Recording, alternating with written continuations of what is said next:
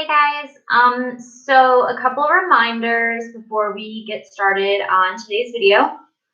This is the last live stream video for I think this school year. I think I'm the one that goes last on Fridays.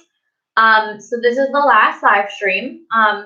The other thing I wanted to make note too is I will be posting a video of me reading and going over the questions for Calvin and Hobbes. Those will be up on Tuesday, probably in the late morning because I have to make the video first and then make any changes and then post it. Hi, Dimitri. So what I'm going to do today is, hi, David. Last Monday, I posted a video of me reading the short story, The Fun They Had. So today I'm just going to go over the questions in that packet, and then we'll be done with that story. And then, like I just said, next week, hi Dakota, next week I will be posting a video of me reading and going over the question for the Calvin and Hobbes clips that you guys are going to, or panels that you're going to read. Okay, so quick summary. The short story, The Fun They Had, is about a young boy named Tommy and a young boy named Margie. And they are in Tommy is in his grandpa's attic and he finds an old book. And by old book, he means just like a textbook that we use in our classroom today. And he's telling Margie about how, when our great-grandfather was in school, they had to actually use textbooks and they had human teachers and all this weird, to them, really weird stuff, but to us, it's completely normal. And as he's explaining this, Margie's thinking about her robot teacher, because now they have robot teachers where it's just kind of like the spot that comes in and is full of knowledge and tells you everything. But Margie's explaining what the robot teacher does because her robot teacher is actually broken. So they have to get it fixed, which is a little different than how we do things now. But that's kind of a quick summary of the short story. It was only like 3.5 pages long. But we are going to get started going over the questions that went along with it. Remember, I don't want you guys to write my answer down word for word. I still want you guys to try to come up with your own answer. I'm just going to give you hints, clues, ideas to get you guys on the right track so you can get full credit for all of the points. So number 1, this is on page 243. What does Tommy find in the attic? You can find the answer to this on the first page of The Fun They Had. It's really easy. It's kind of what the whole story is about, so I'm not going to give you the direct answer for that one. But number 1, what does Tommy find in the attic? You guys, again, can find that answer on page 239. So number 2, why does Margie hate school now more than ever? So the answer for this, I think, can be kind of tricky, but it's also, if you look for the right words, it's a little easier. So in the question, I underlined now more than ever because that exact wording is used in the short story. So once you find the exact wording, now more than ever, you will have your answer to number 2. And the answer for this one is on page 240. I'm not going to tell you where on 240 because I think that'd be a little too obvious, but it's on page 240. And then when you find it, just write down your answer on page 243 for number 2. You guys, for a lot of these too, after you read the short story, you might just remember what you read, or you can kind of make inferences. Like I read this story on Monday, and I still remember what Tommy found in the attic because it was really memorable and important to the story. So number 3, why does Margie's mother send for the county inspector? So the county inspector, remember, is someone that has to do things with the mechanical teachers. Hi, Lucas. But he has to do stuff with the mechanical teachers. So keep that in mind. That answer to that is also on 240. The answer for 2 and 3 are very similar. So once you have the answer for number 2, you probably have the answer for number 3. You'll just need to reword them slightly so they make sense with the question that's being asked. Number 4, what surprises Margie about teachers of the past? So I will help you guys with this one. The answer to this is on 241. So one of the things that surprises Margie is that humans were teachers. Like people like you and me and her were teachers before. But there is a specific reason why she's surprised that humans were teachers. You guys will find that answer on 241. But it has to do about kind of the like brain capacity of human beings. So keep that in mind when you are answering number 4. Number 5, this is the notebook question. I told you guys you still need to answer the notebook questions. So write 3 to 5 sentences to summarize the story. So there's a couple different ways to answer this question. One of the ways that I did it is I just tried to summarize something that happened on each page because there are 4 pages total and it says 3 to 5 sentences. You can also just summarize the important things that happened, like Tommy and Margie find a book. Tommy and Margie discuss school. Margie's jealous that we had human teachers. It could be something as easy as that if you want to break it into 3 parts. Or another way that you can look at it too is if you guys remember the 5 parts of plot, you can keep that in mind as you're answering this. So remember there is the expedition, which is where you are introduced to the characters, the setting, plot, all that good stuff. Then there's the rising action, which is kind of where the story starts to build up. It gets a little bit more exciting. We learn a little bit more. And then you have the climax, which is this big action, confrontation, problem being solved. The climax isn't as crazy in your face in this story as it has been in other stories. And then you have the falling action where things slowly start to settle down after the climax, but it's not completely settled. And then the resolution is the absolute last thing that happens in the story. So when you guys are answering the notebook question for number 5, how I wrote my answer out was I did the 5 parts of plot because I think that that kind of covered everything in the story with as much detail as possible. The other thing too about the notebook questions, and I think I wrote them, for the rest of the questions on here, I wrote all my answers out on a sheet of paper because you guys will not have enough room to answer all of the questions on the actual worksheet. You guys can either type them out like this or you can type it out in a Google Doc. But listen, if you type it in a Google Doc, you need to share that Google Doc with me. Otherwise, I have nothing to grade and you won't get the points that you deserve because to me, it looks like you didn't turn it in. Okay, so moving on to the research questions. Research to clarify. Choose at least one unfamiliar detail from the text. Briefly research that detail. In what way does the information you learn shed light on an aspect of the story? So one of the things that I looked at was from page 240, where they're talking about this punch card that you have to put your homework into, and it grades it really fast, and then you get it back. I kind of knew what punch cards were because you can use them like to clock in and out of work, but I didn't know what they were when it came to computers.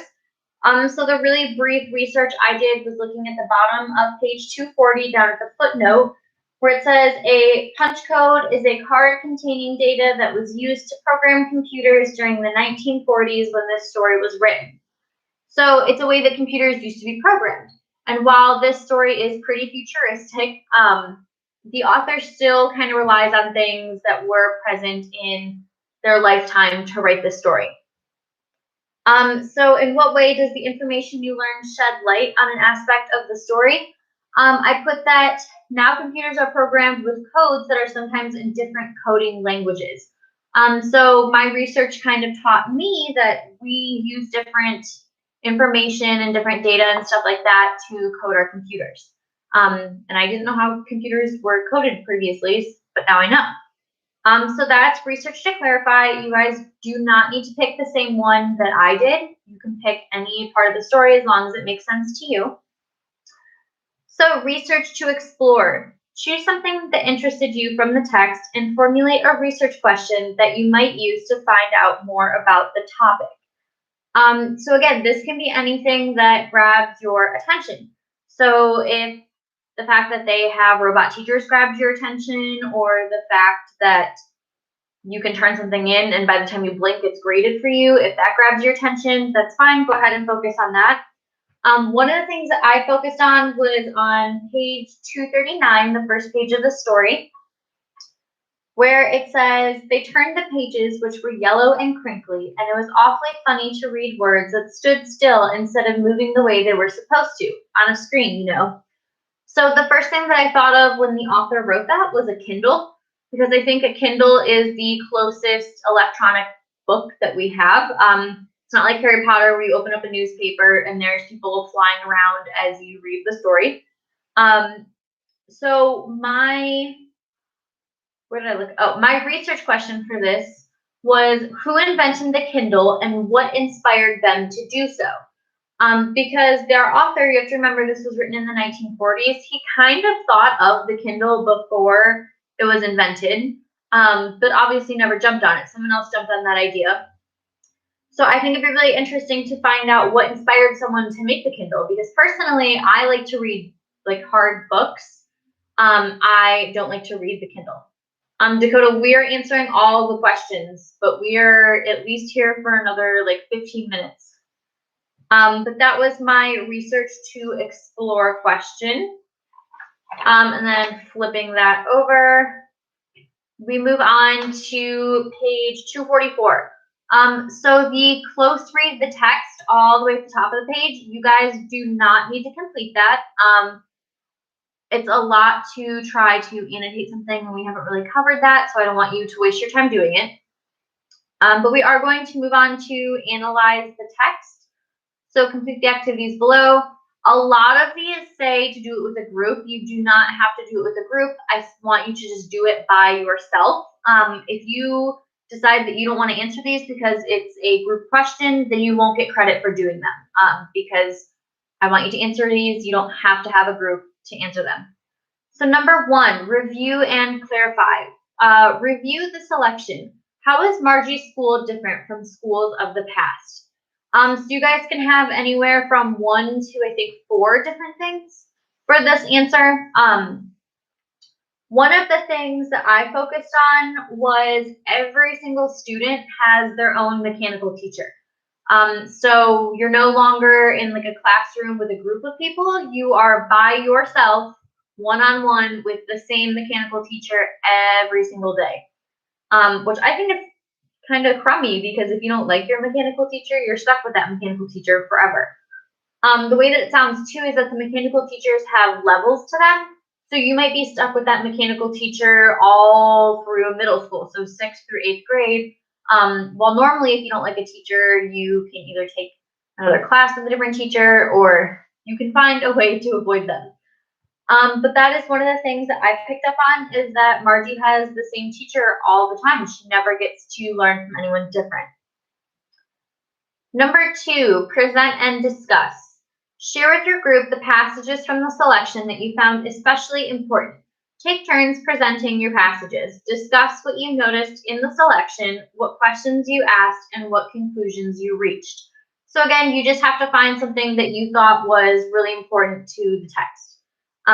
What I found was, I found it important that Margie's teacher broke, because it shows us how the school day is different than ours. Like Margie explained that, well, she kept failing all of these tests, so they called the county inspector out, and he said that the gear was set too high.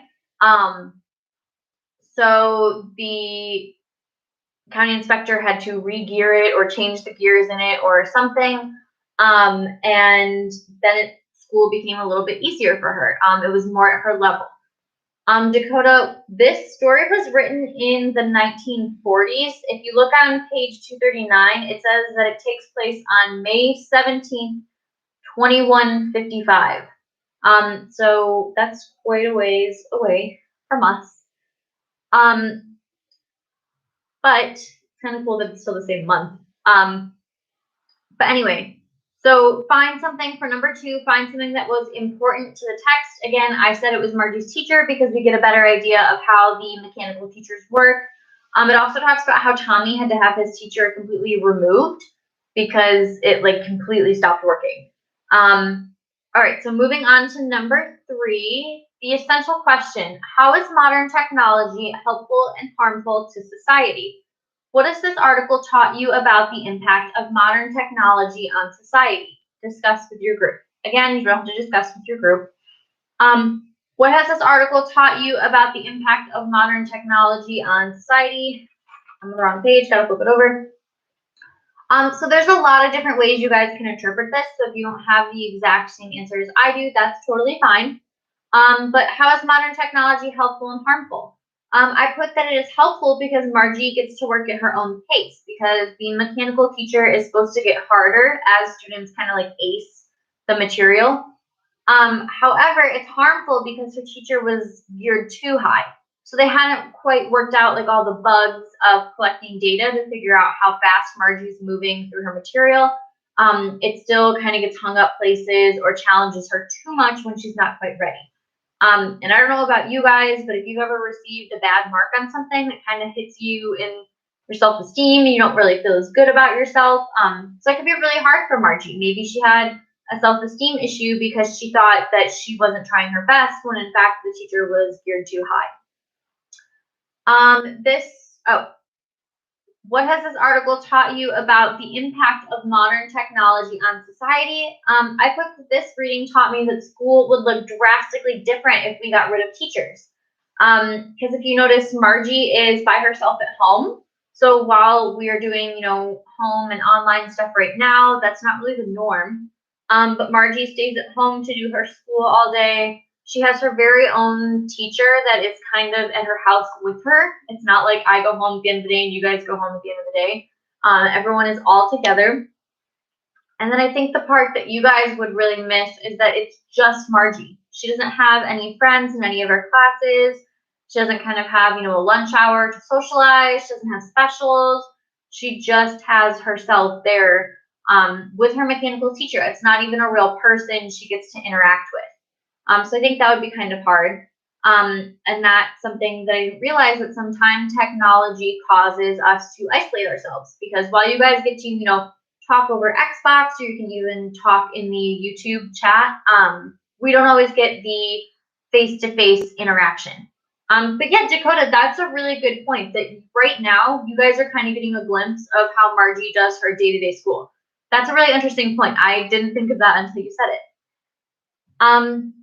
That is all I have for number 3. So we are going to move on to the concept vocabulary. Why these words? The 3 concept vocabulary words from the text are related. With your group, determine what the words have in common. How do these word choices add impact to the text? So where did I answer this? Okay, I see it. If you look up the definition for these words, which I did for you. So we'll go in order.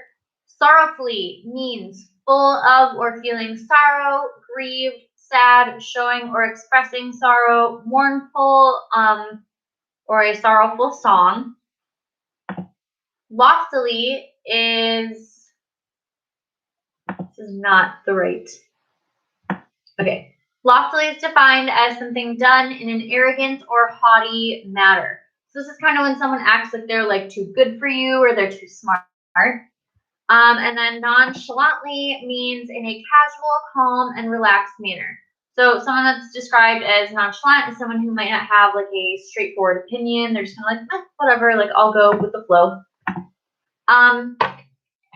So I said that one of the ways that these words were similar to each other was that they all describe someone's actions or their emotions.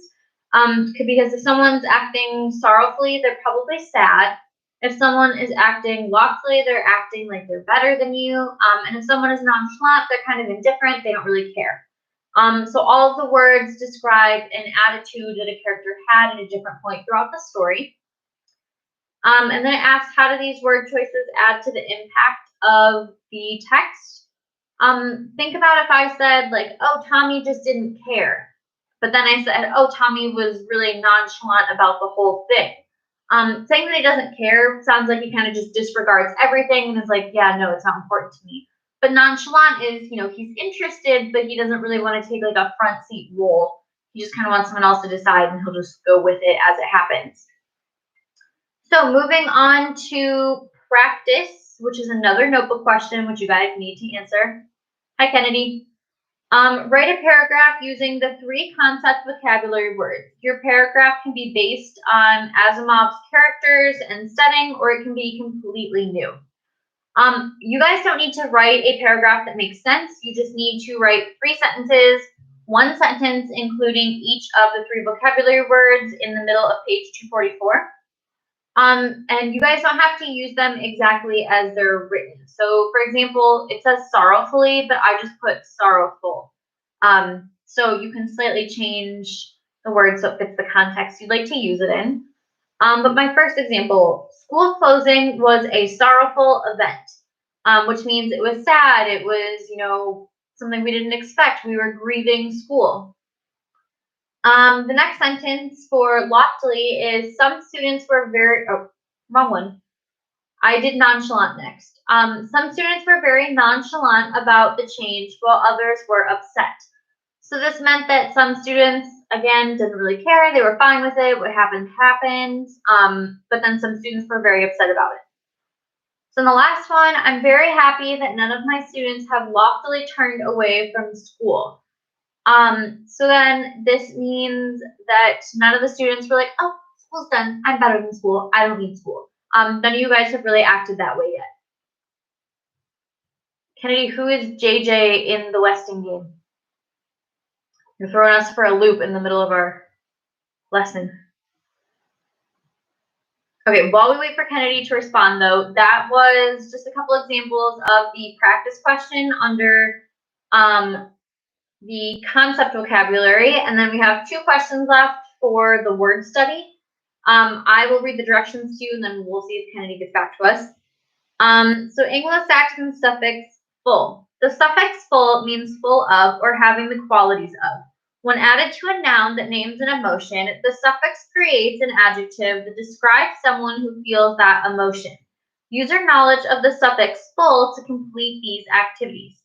So the takeaway from that sentence is it gives you the definition of the suffix full, which is F-U-L, not F-U-L-L. But yes, Kennedy, that is JJ Ford's name, Josie Joe. Okay, so moving to word study question number 1. When the suffix ly is removed from the adverb sorrowfully, it becomes the adjective sorrowful. Define sorrowful. So you guys can look this up on your own, or you can try to use the context clues to figure out what it means. But if you look at the definition, it means full of. So I put full of grief or sorrow. For number 2, which is the last one, write 3 other words that end in FUL or FULLY, so full or fully, write their meanings.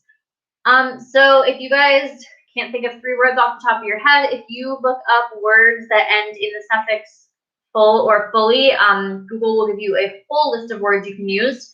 But remember, you need to write the meaning of the words that you pick. So don't pick the biggest word because it's the biggest and it's your favorite. Pick a word that you can actually find the definition to. So one of the words that I used was joyfully, which means you are full of joy and happiness, or you are doing something while showing how happy and excited you are. Another word that I put was careful. So when someone is careful, they are showing thought or attention, giving something detail or giving something a lot of detailed thought, a lot of detailed action, kind of like if you were to plan something out. And then thankful, having gratitude or showing thanks. So grateful means you are full of, it could even be happiness, because normally when you're thankful, you're happy because you're thinking of the things that you have. So you are thankful, you are full of gratitude, you are showing thanks for things that maybe people have done for you, things you have learned, so on. But those are the 3 examples I used for number 2. But that is all I have for you guys today. Again, like I said, I will be posting the video of me reading the Calvin and Hobbes comic strips along with answering the questions on Tuesday, probably around like 10, maybe 11, Tuesday of next week, because remember, Monday is Memorial Day and we don't have school on Memorial Day. So you guys have a 3-day weekend. But that is all I have for you guys. If you have any questions between now and Tuesday, please let me know. Do not forget, this is the end of the live streams.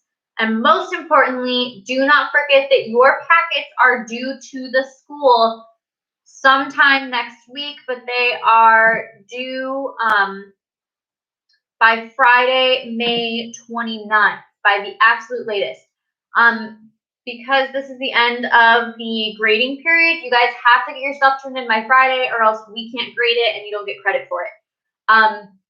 But that is all I have for you guys. It's kind of a bummer to end school this way. But I will see you guys later. Bye, Dimitri. I hope you have a good summer as well. Kennedy, keep working on the book cover. Speaking of the book cover, if you guys are bored over the weekend or anything, you guys can work on some of the extra credit activities that I posted to the Google Classroom. Remember, those are just extra credits. If you don't do them, it won't hurt your grade. But bye, Dakota. Bye, Lucas. If you guys want to pop in too, I'll be doing office hours next Wednesday, but you guys don't have to. It's completely up to you. But I will hopefully see you guys in office hours next Wednesday. If not, I hope you guys enjoy your summer.